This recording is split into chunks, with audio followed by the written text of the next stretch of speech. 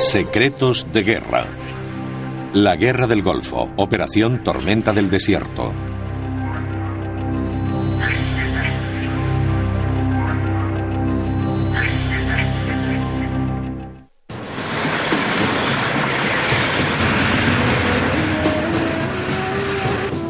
En agosto de 1990, Irak invadió el Emirato de Kuwait, su pequeño vecino del sur.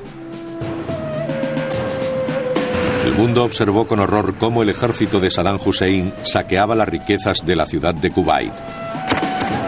Los informes sobre las atrocidades cometidas contra los civiles se propagan rápidamente. El Consejo de Seguridad de las Naciones Unidas, por unanimidad, una de las pocas veces en su historia, exigió la retirada inmediata de las fuerzas invasoras. 32 naciones, incluida Estados Unidos, se comprometieron a hacer uso de la fuerza militar para expulsar a Irak de Kuwait. Durante 5 meses enviaron tropas, equipamiento y dinero a Arabia Saudí, preparando un contraataque masivo. Saddam Hussein seguía la operación por televisión, pero permanecía desafiante. Fue un observador consumado de la CNN y pienso que recibió diversas señales del debate que tenía lugar en nuestro país sobre Saddam Hussein, la voluntad y capacidad y si el Congreso autorizaría al presidente George Bush a hacer lo que había hecho.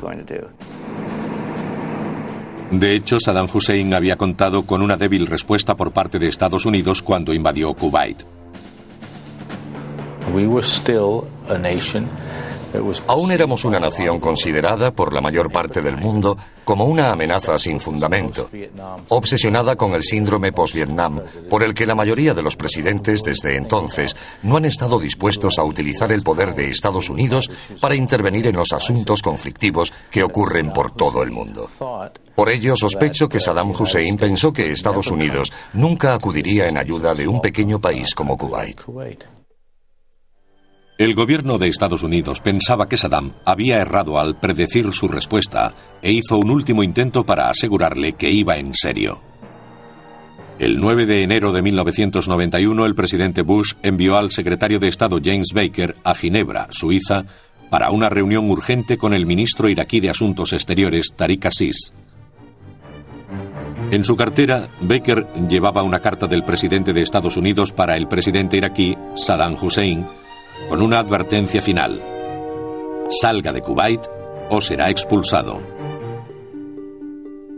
Cuando Tariq Aziz leyó la carta, se dio cuenta inmediatamente de que los estadounidenses no tenían intención de echarse atrás, pero sus instrucciones de Bagdad no le dejaban margen para negociar. Le dijo a Baker que él no podía entregar la carta a Saddam. Me miró y me dijo: esta carta no es la forma adecuada de comunicación entre dos jefes de Estado. No es aceptable y no la aceptaré. Me dijo: podrían hacerla pública en sus medios, y yo le dije: de acuerdo, si esa es su decisión. También le dije: debo admitir que está usted asumiendo una gran responsabilidad, porque es usted el único de su bando que ha leído la carta, y nosotros podríamos decidir no publicarla, no anunciarla en los medios de comunicación. En ese momento noté algo de nerviosismo por su parte, pero no cambió de idea. Dejó la carta, un miembro de mi equipo la recogió y nunca fue entregada. Antes de acabar las 7 horas que duró la reunión, el secretario Baker lanzó otra advertencia al ministro Aziz para que se la trasladara a Saddam Hussein. Advertencia que transmitía directamente desde el Pentágono. Le dije: si utilizan armas de destrucción masiva contra nuestro ejército, el pueblo norteamericano exigirá venganza y tenemos los medios para llevarla a cabo.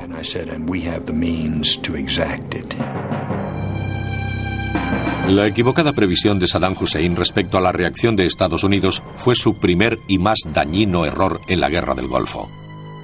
Pero también habría juicios erróneos en el bando norteamericano. Confusión diplomática, fallos en la recopilación y análisis de la información de inteligencia y una mala interpretación de las estrategias enemigas se combinarían para desproveer a Estados Unidos y su coalición aliada de la victoria completa que esperaban. Además, las limitaciones impuestas por los miembros árabes de la coalición impedirían a la larga cualquier cambio en el equilibrio de poder en Oriente Próximo.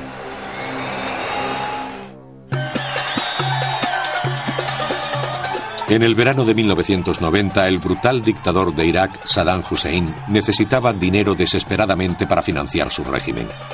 La guerra de 8 años contra Irán había acabado en tablas, dejándole una enorme deuda. Kuwait, vecino de Irak, en el Golfo Pérsico, era un diminuto estado sin defensas militares significativas, pero poseía el 10% del petróleo mundial.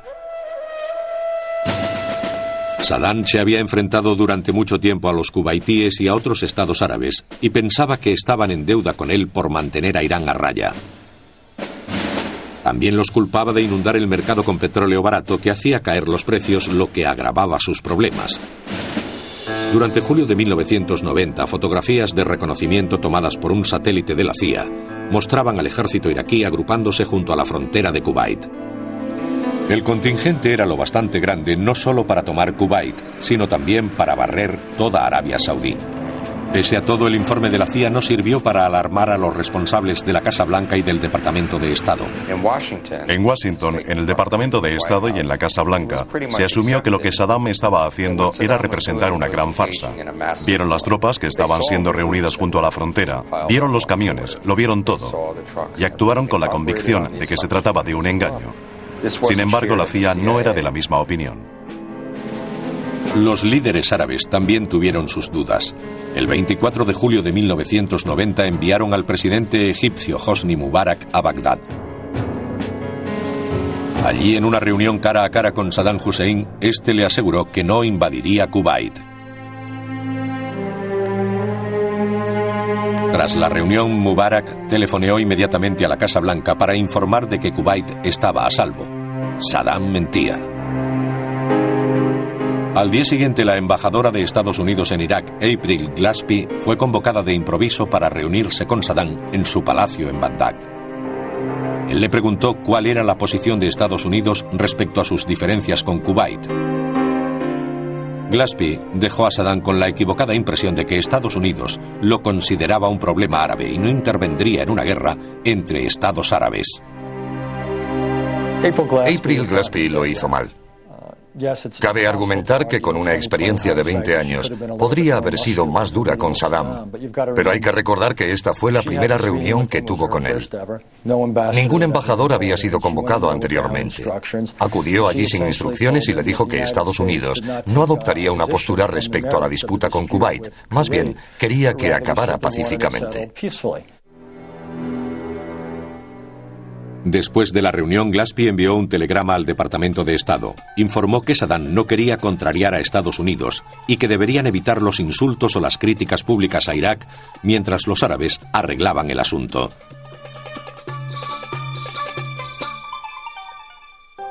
Menos de una semana más tarde, el secretario de Estado James Baker se reunió con el ministro soviético de Asuntos Exteriores Eduard Shevardnadze en Siberia, cuando le acababa de llegar el último informe secreto de la CIA sobre Irak. Le dije, nuestra inteligencia nos ha informado de que al parecer está reuniendo sus tropas en la frontera. ¿Qué piensa de ello? Me contestó que no sería tan tonto. Y le dije, nuestros servicios de inteligencia lo ven muy posible, deberían comprobarlo. Lo haré, respondió, y se dirigió a la KGB. Le aseguraron que no había ninguna posibilidad, que no iba a suceder. Me lo dijo y al día siguiente tuvo lugar la invasión. El 2 de agosto, el Servicio de Inteligencia de Estados Unidos recibió fotos de satélite del avance de la división acorazada iraquí. Declararon la alerta máxima, Watchcom 1, pero ya era demasiado tarde. En cuestión de horas, Saddam Hussein controlaba 1/5 del petróleo mundial. Y ahora 140.000 hombres acampaban en la frontera de Kuwait con Arabia Saudí a la espera de órdenes.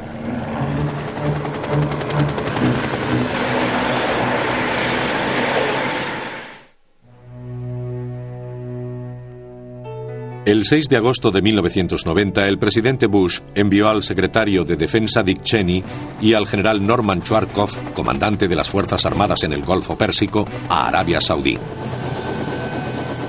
Su misión era convencer a los saudíes de que permitieran una gran concentración de tropas y equipo bélico en su país. El cálculo de Chwarkov, de un mínimo de 200.000 hombres para protegerlos de los iraquíes, sorprendió y dejó atónitos a los líderes saudíes. Pero con la seguridad de que las tropas norteamericanas solo se quedarían mientras fueran necesitadas, el rey Fahd aceptó. De repente, su reino estaba en peligro. Y cuando el rey quiere salvar su reino y su país, actúa en beneficio propio.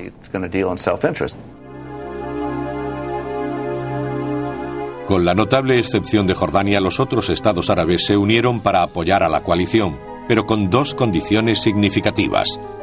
La primera, que Israel no pudiera pertenecer a la coalición, y la segunda, que Saddam Hussein no fuera depuesto o asesinado. Los líderes árabes dejaron claro desde el primer momento que esto no sería negociable, y nosotros aceptamos. Obtenido el apoyo de la comunidad internacional, el presidente de Estados Unidos, George Bush, se centró en el problema de conseguir lo de su país. Saddam fue presentado por la administración como un déspota psicopático que torturaba y asesinaba a sus víctimas. Fue acusado de desarrollar armas químicas, biológicas e incluso nucleares, y de no tener reparos en utilizarlas. En enero de 1991, no mucho tiempo después de la reunión de James Baker con Tariq Aziz en Ginebra, el Senado de Estados Unidos aprobó por 5 votos autorizar al presidente a entrar en guerra. De ese modo comenzó el mayor despliegue militar estadounidense desde Vietnam. Más de 250.000 de hombres se puso en camino hacia el desierto saudí. Luchar por una causa ajena se había borrado hacía tiempo de su propia experiencia. Era lo que podría llamarse un ejército en paro. En gran parte la amenaza rusa había desaparecido y teníamos este enorme ejército. ¿Qué hacer con él? Además, no había comenzado la reducción de efectivos. Así que Saddam Hussein escogió el peor momento para entrar en guerra, porque teníamos un enorme ejército para lanzarlo contra él. George Bush había montado la coalición internacional con maestría, y se necesitaba un hombre con las mismas habilidades diplomáticas para mandar a las fuerzas de la coalición en el Golfo. El general de 4 estrellas Norman Schwarzkopf era el jefe del Mando Central de las Fuerzas Armadas Norteamericanas, o CENTCOM. El Golfo Pérsico estaba bajo la jurisdicción del CENTCOM. Nunca fue un mando bien considerado por la Junta de Jefes de Estado Mayor como el mando europeo o el del Pacífico. Se le consideraba una especie de lugar remoto donde se enviaba a la gente a punto de retirarse, una especie de último destino como recompensa por el cumplimiento de su labor y una perfecta actuación. Recibió la orden de trasladarse allí y su equipo, formado casi por completo por gente a punto de retirarse, se preparaba para volver a la vida civil. De repente se encuentra en medio de esta baraúnda con un equipo que es cualquier cosa menos un estado mayor de combate.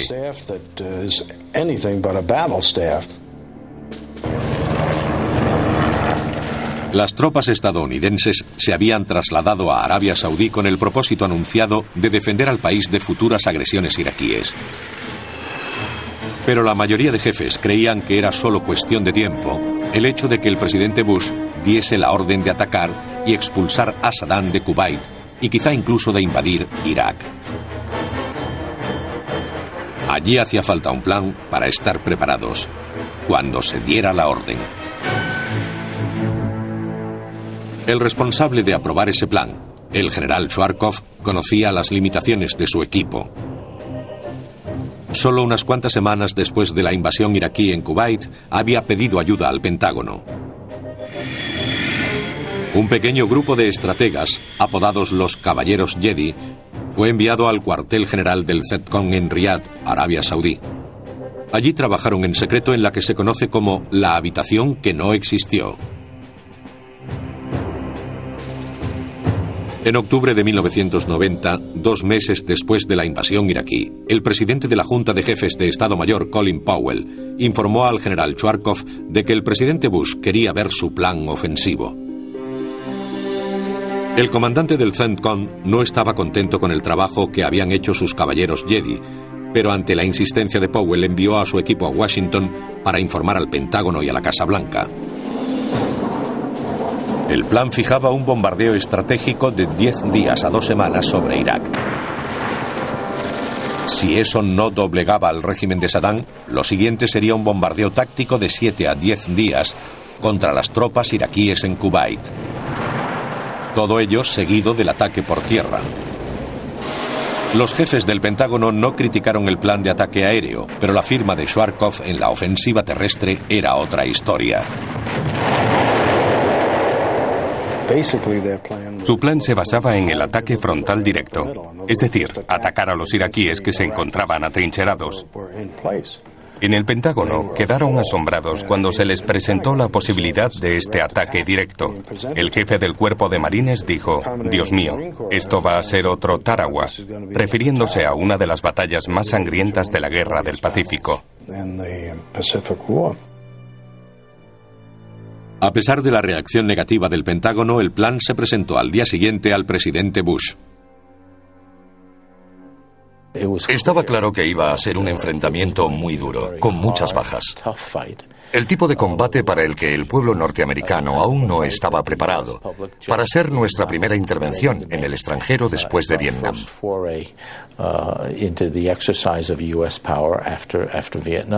El presidente, el general Scowcroft y yo empezamos a mirarnos unos a otros. Francamente, estábamos estupefactos.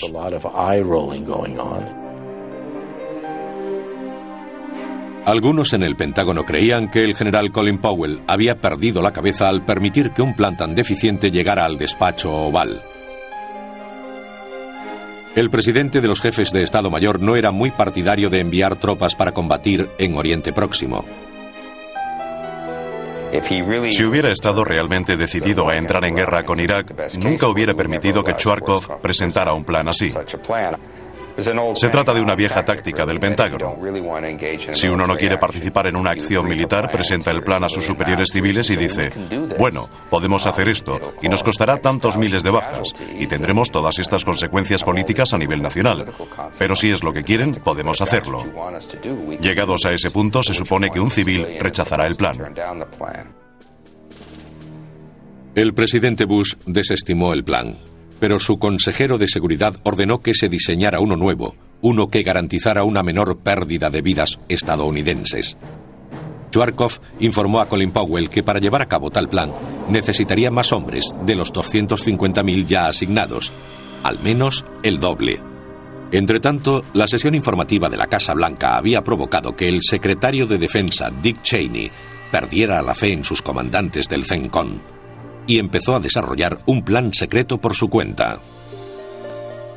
En un interesante episodio, Dick Cheney promovió su propio plan y lo llamó la incursión occidental. Implicaba la puesta en marcha de las tropas del oeste de Arabia Saudí para penetrar en Irak hacia Bagdad. La estrategia de Cheney fue diseñada para sacar a las tropas de la Guardia Republicana de sus fortificaciones en Kuwait, dejándolas expuestas a un ataque aéreo. Powell y Schwarzkopf se alarmaron cuando descubrieron que los civiles estaban trazando un plan. Rápidamente replantearon una versión más conservadora de la incursión occidental de Cheney, a la que llamaron el gancho de izquierda, y la enviaron a la Casa Blanca. El gancho de izquierda sería presentado a los medios de comunicación después de la guerra como una táctica innovadora, a pesar de que se trataba de una versión más conservadora y tradicional de la de Cheney. Pero temerario o no, al menos las fuerzas de Schwarzkopf tenían un plan.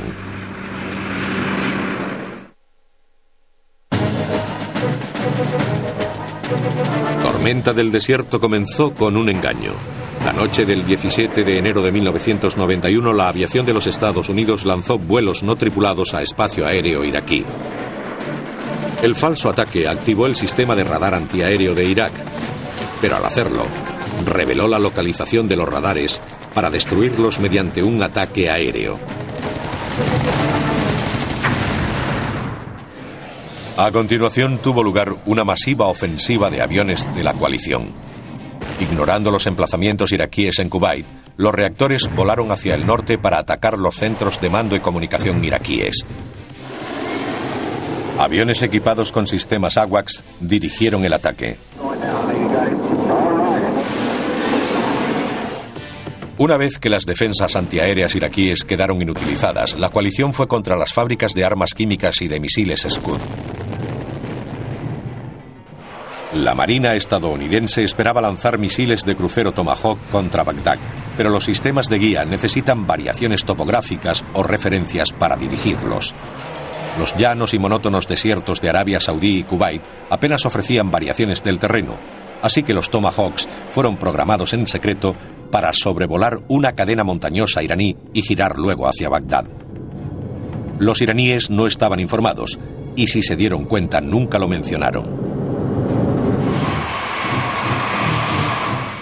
El ejército iraquí no estaba a la altura de la invasión.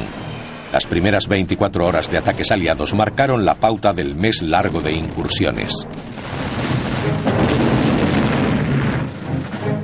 Los estados árabes no querían que Saddam fuera asesinado y la resolución de las Naciones Unidas no pedía su derrocamiento. Pero eso era exactamente lo que Estados Unidos y muchos otros miembros no árabes de la coalición tenían en mente desde el principio. Estados Unidos tiene una ley que le impide asesinar a líderes extranjeros, pero no hay ninguna que les prohíba matar al comandante en jefe de un ejército enemigo en tiempo de guerra. Por ello, Estados Unidos se esforzó por convertir en objetivos las instalaciones de mando y control, y básicamente todo lugar en el que pudiera encontrarse Saddam Hussein.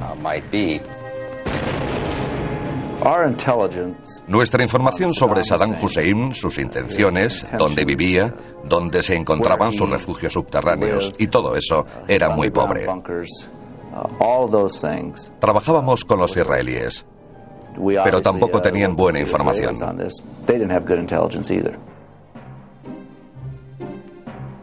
Saddam seguía en plena actividad y dormía todas las noches, según se informaba, en un suburbio de clase media. Se movía por las calles de Bagdad en un coche viejo o en un taxi con la única compañía del chofer. Había unas imágenes de él hablando con sus consejeros en lo que se identificó como uno de esos vehículos de recreo, una autocaravana. Y había una gran agitación entre los servicios de inteligencia por averiguar cuándo la adquirieron los iraquíes, de qué tipo era, su tamaño y características. Y también hacían reconocimientos aéreos y de satélite para ver si podían encontrarla.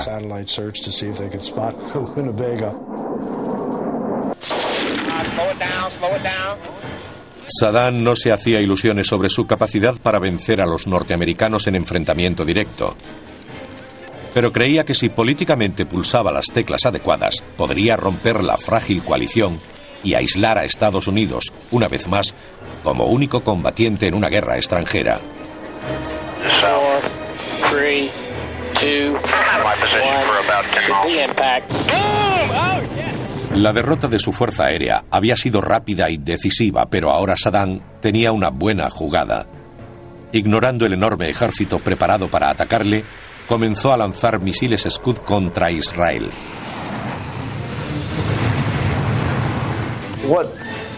Lo que Saddam Hussein intentaba lanzando los misiles Scud contra Israel era provocar que éste contraatacara. Porque si lograba arrastrarlo a la guerra directa, podrían decir que se trataba de Israel y de Estados Unidos contra Saddam Hussein. Ese era el enfrentamiento que él quería y que no le permitiríamos tener. El presidente Bush y los restantes líderes de la coalición sabían que ningún Estado árabe se uniría a Israel contra otro Estado árabe. Si se quería preservar la coalición, había que mantenerlo fuera de la guerra. Cuando los misiles Scud comenzaron a caer sobre ciudades israelíes, el presidente Bush telefoneó al primer ministro Yitzhak Shamir pidiéndole que no respondiera. Fue un movimiento extraordinario. Estos dos hombres no se llevaban bien. He estado en muchas reuniones entre Bush y Shamir y no tenían una buena relación. Pero el hecho de que Shamir no respondiera a los ataques fue un acto de habilidad política y el punto más sutil de lo que, por otra parte, era una relación tensa entre ambos líderes. Frenar los Scud se convirtió de repente en la prioridad número 1. Los norteamericanos adaptaron sus sistemas antimisiles Patriot para derribar los Scud y los embarcaron hacia Arabia Saudí e Israel. El presidente Bush los elogió y aseguró que habían destruido en pleno vuelo 41 de los 42 Scud lanzados. Pero una investigación realizada por la Cámara de Cuentas después de la guerra demostraría que no fue así. La campaña para frenar los misiles Scud lanzados contra Israel y Arabia Saudí casi fue un completo desastre. La Cámara solo encontró pruebas de un Scud derribado por misiles Patriot.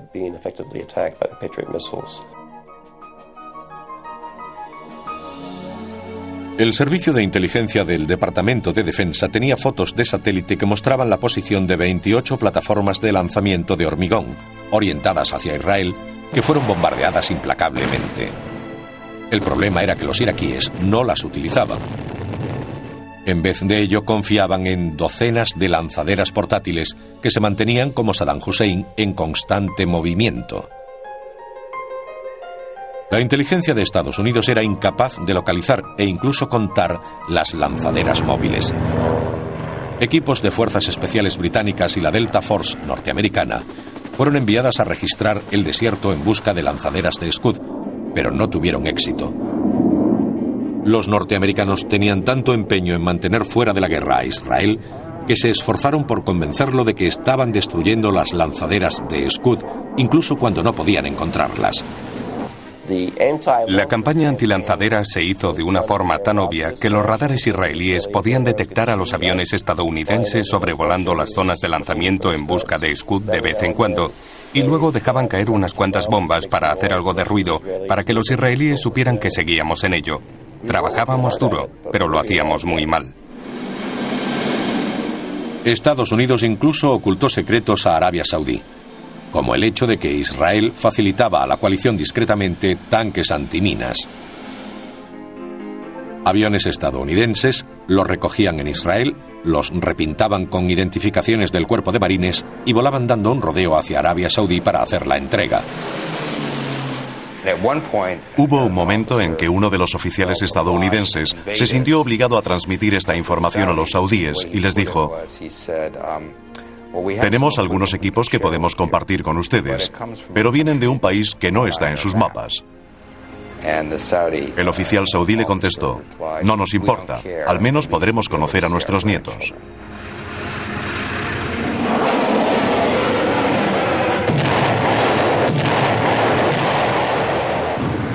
El incesante bombardeo duró 41 días. Y aún así Bagdad se negaba a capitular. Ahora la coalición se preparaba para una ofensiva terrestre.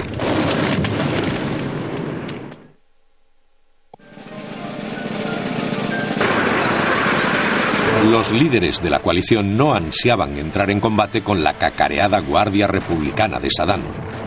La coalición tenía ventaja en tecnología armamentística y recursos, pero los iraquíes habían llevado casi a 500.000 de hombres al campo de batalla. Se decía que sus soldados eran experimentados y endurecidos por el combate, templados por casi una década de enfrentamientos con la vecina Irán. Mientras que los norteamericanos, que conformaban la mayor parte del ejército de la coalición, no habían participado en una guerra importante desde Vietnam y estaban por probar. La batalla prometía ser encarnizada y costosa. Saddam Hussein contaba con ello. Cuando mirábamos hacia la frontera de Kuwait, veíamos lo que al principio pensábamos que era un poderoso contingente. Nos superaban en número de hombres. Tenían más tanques que nosotros, más piezas de artillería, más de todo. Además, delante de ellos, habían construido 2 importantes barreras que impedían la entrada en Kuwait, 2 enormes campos de minas.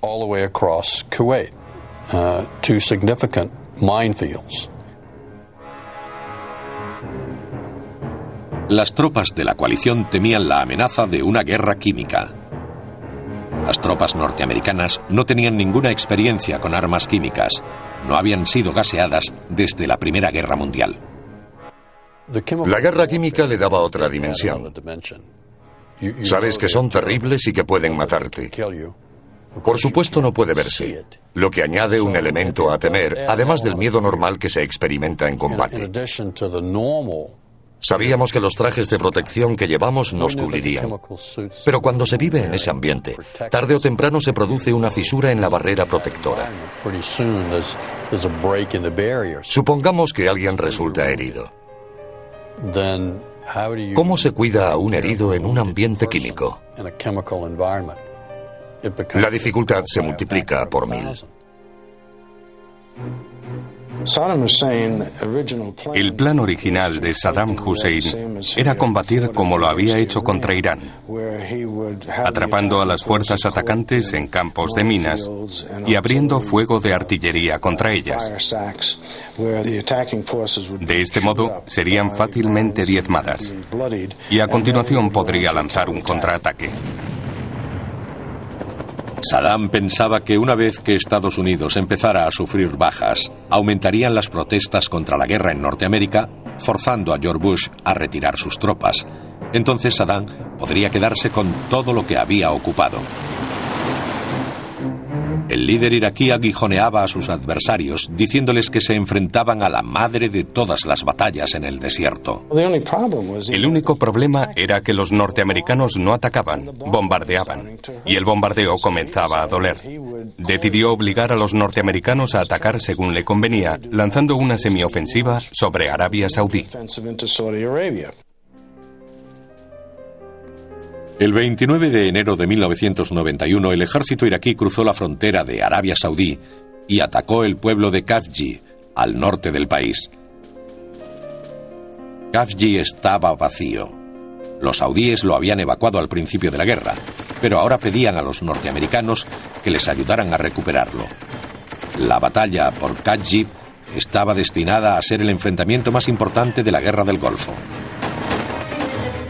Los saudíes insistían en que sus tropas encabezaran el contraataque. Con la aviación naval estadounidense dando apoyo aéreo, los saudíes recuperaron Khafji. Aquello demostró dos cosas. Primero, que nuestros aliados saudíes estaban dispuestos a luchar.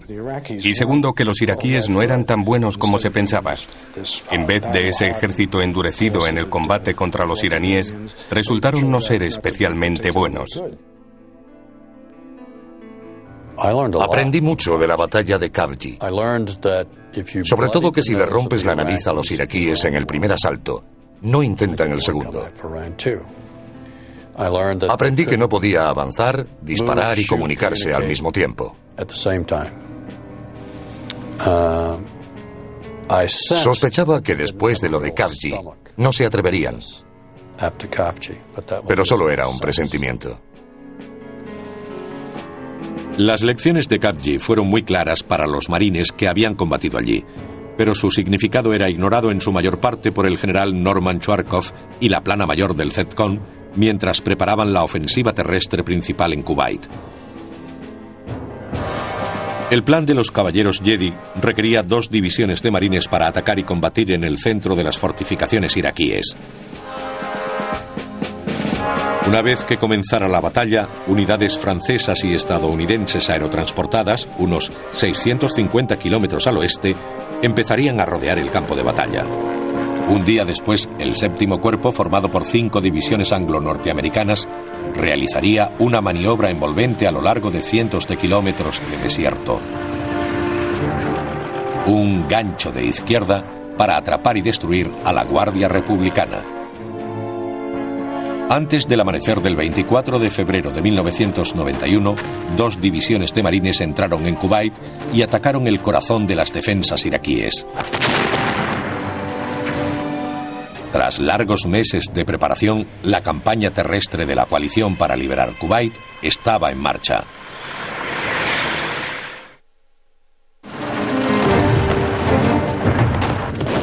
Dos divisiones de marines formaban la vanguardia de la ofensiva terrestre del general Chwarkov en Kuwait. Su plan requería que los marines entraran en combate y retuvieran a la Guardia Republicana de Saddam. A continuación, un contingente armado al mando del general Frederick Franks la rodearía y destruiría. Pero cuando comenzó la guerra el 24 de febrero de 1991, ni los marines ni el ejército iraquí actuaron según los planes.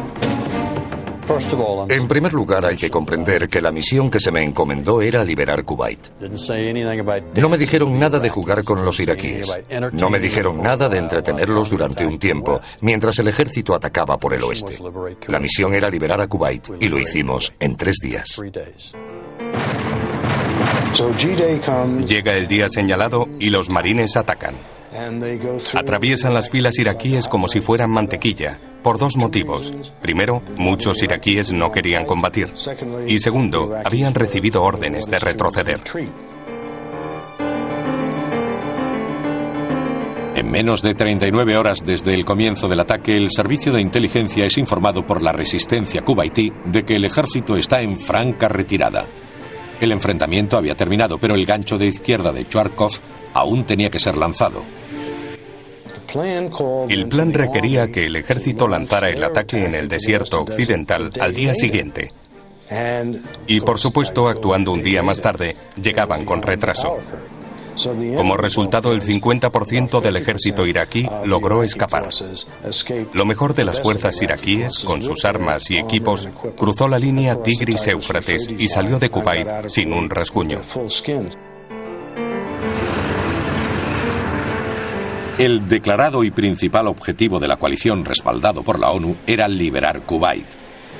Pero derrocar a Saddam Hussein y destruir las tropas de élite que le protegían era igualmente importante, al menos para los miembros occidentales de la coalición. De repente, a medida que se desarrollaban los acontecimientos, parecía que la mala interpretación de Schwarzkopf sobre la batalla de Khafji le había costado sus principales objetivos.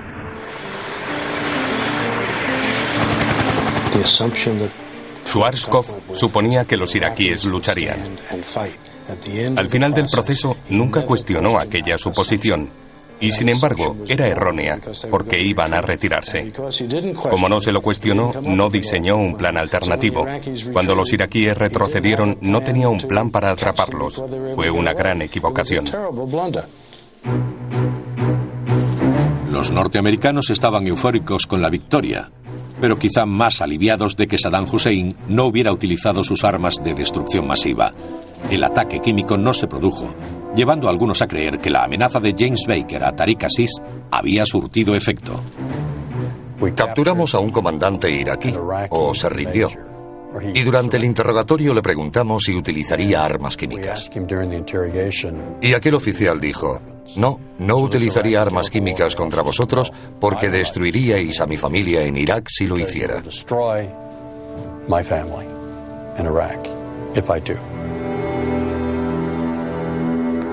La Guardia Republicana de Saddam pudo haber escapado, pero muchos de los soldados iraquíes no tuvieron tanta suerte. La frenética retirada de Kuwait provocó un enorme embotellamiento.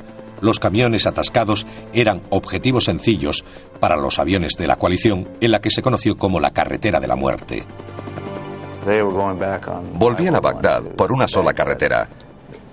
Allí no tenían defensas antiaéreas. No tenían nada con qué defenderse. Y fue como cazar patos en un estanque. ¿Cuántos tiros quiere hacer? ¿Cuánta destrucción quiere causar? Para cuando el ejército, ejecutando la operación de flanqueo, alcanzó a los marines, la batalla comenzaba a parecerse a una masacre. Un afectado, general Colin Powell, se reunió con el presidente Bush y le recomendó poner fin a las hostilidades. El presidente ordenó el alto el fuego después de 100 horas. El presidente Bush tomó la decisión correcta al poner fin a la guerra cuando lo hizo. Habíamos cumplido nuestros objetivos bélicos y políticos, como se expresó en las resoluciones del Consejo de Seguridad de la ONU, con el resto de los países que se nos habían unido en su cumplimiento. Al formar la coalición, prometimos a esos países que no estábamos interesados en ocupar Irak. La orden de cese cogió a los jefes de las unidades de combate por sorpresa y por el momento en que se dio, parecía casi arbitraria. Muchos pensaron que se había dejado el trabajo a medio hacer. Si hubiéramos dado otros 2 o 3 días al general Franks, hubiera acabado con la Guardia Republicana. Por eso salieron intactos. Nos detuvimos. No digo que eso estuviera bien o mal, pero no cabe duda de que si hubiéramos continuado, hubiéramos destruido al resto de las Fuerzas Armadas, o se hubieran rendido, o una combinación de ambas.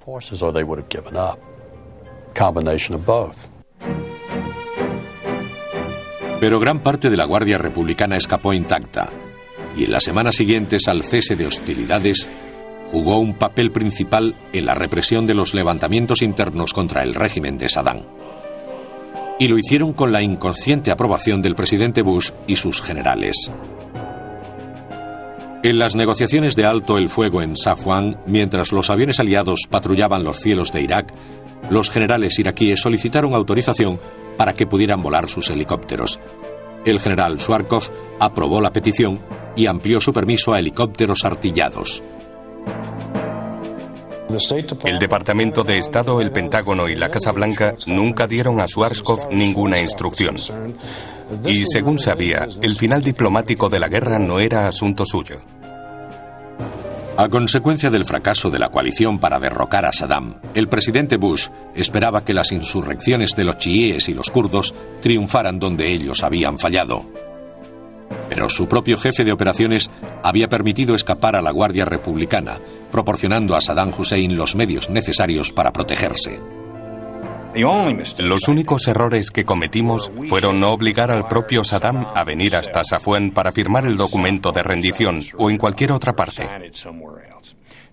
Y segundo, que nunca le debimos permitir usar sus helicópteros porque lo hizo para aplastar los levantamientos.